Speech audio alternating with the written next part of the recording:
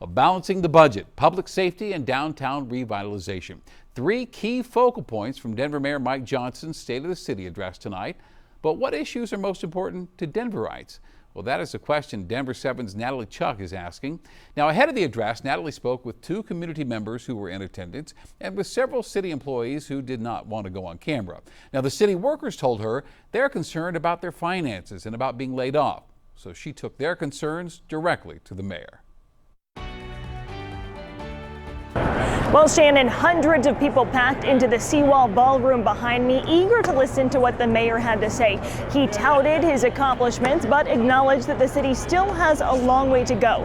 And really, at the end of the day, what this is about is how his policies are impacting the people who live and work in Denver every single day. So before the speech started, I took my phone around and asked them all what exactly they wanted the mayor to address. A different look for Denver's 2025 State of the City. Thank you for honoring our new tradition of trying to do this in the evening time. A night full of pomp and circumstance, glittering with the city's top officials and politicians. And among those under the ballroom lights were everyday Denverites, eager to know what Mayor Mike Johnston sees on the horizon. I'm sure that the mayor has big plans for the future of Denver, and I'm excited to hear him tonight. We have more work to do, but what's important to see is these strategies are working. They're not just delivering results, they're delivering historic results. So this is about really staying at it. Denver's most powerful politician spent the night highlighting what he considers successes in the first half of his term. In the last 2 years, street homelessness in Denver has dropped by 45%. And adjusting for population sizes,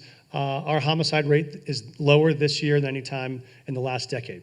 Today, it is right to pause and say thank you to the thousands of city employees and nonprofit partners who show up every single day to serve those most in need, because they are the ones that make this possible. But with the city facing a $250 million budget shortfall, plus a recent change to layoff policies for city employees, many people tell me they have one big concern moving forward. I want to hear what is done with the local economics and what might be in place to help maintain the livelihoods of someone like my wife, who I am going to be indirectly impacted, not just economically, but emotionally, if after moving from California to here, she finds herself without work. The vast majority of people I tried to stop and interview were city employees who didn't want to go on camera because they were afraid of retaliation, but every time what came out of their mouth is concerns about potential layoffs. Yes. So what can you say to people to reassure them when these are really the people who are the backbone of this city and now they're afraid of losing their jobs? We're making every single decision to try to avoid, in any situation, layoffs. We're trying to focus on cutting contracts or programs or services, or and we'll stay focused on trying to do that. And with the night coming to a close, and we think we got to dig in and work even harder in the next 2 years, and I'm ready to do that. And as always, for more of our conversation with the mayor, just head to Denver7.com and find this article. In Denver, Natalie, Denver7.